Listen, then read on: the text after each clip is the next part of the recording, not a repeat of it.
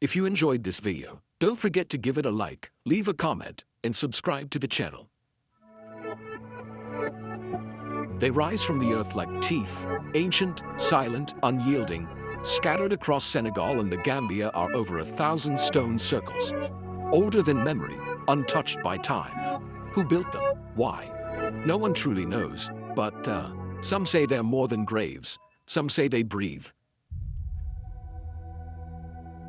Each ring is made of laterite pillars, some standing tall, others cracked like broken fingers. These mysterious megaliths span over 100 kilometers along the river Gambia.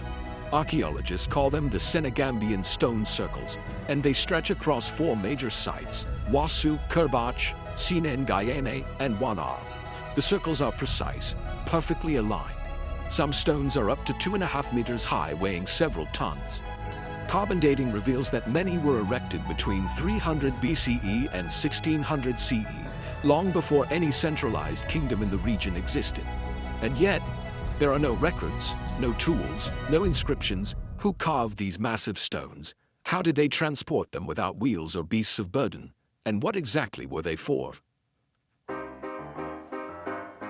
Many scholars agree the circles are ancient burial grounds. Human remains, often buried in urns, have been discovered inside and around the circles. But here's the unsettling part. Some of these bodies show signs of ritualistic binding. Arms crossed in unnatural positions, skulls deformed, teeth removed. Others seem to have been buried facing outward, as if guarding, or perhaps trapped within the ring.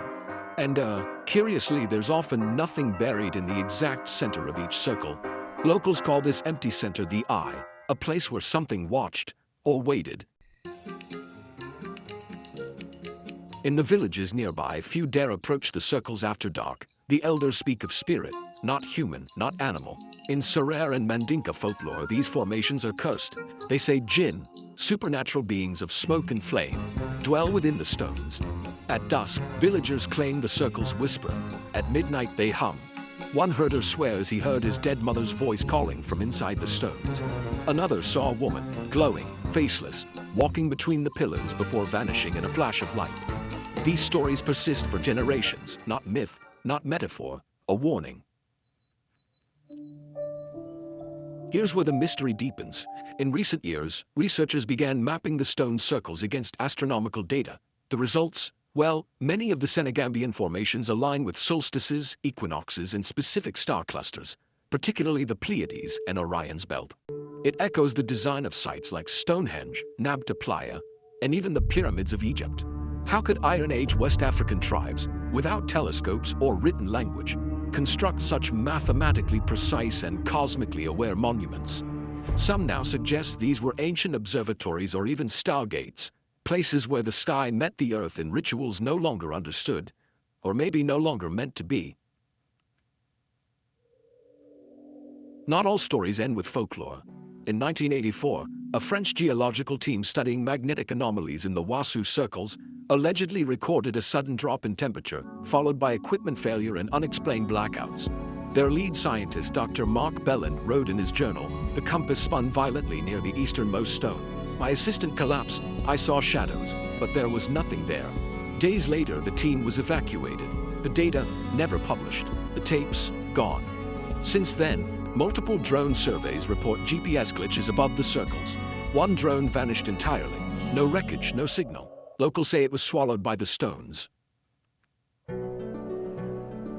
But here's the most chilling mystery of all. In 2021, a researcher compared historical aerial images with current drone footage.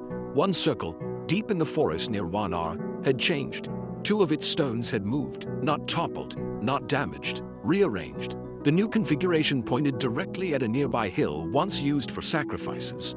No natural explanation could be given. The surrounding brush was undisturbed. Locals simply said it wanted to look somewhere else. Stone circles mark the edge of memory, where the known ends and the forbidden begins. In Senegambia, they do not just remember the dead, they remember something else. A ritual, a code, a door. Perhaps the stones do not guard the past, but something buried far deeper. So the next time you walk through the tall grass of West Africa and hear the low hum of the earth, stop, listen, and ask yourself, What if these circles were never meant to be found again? And what if something inside them is waiting to be finished?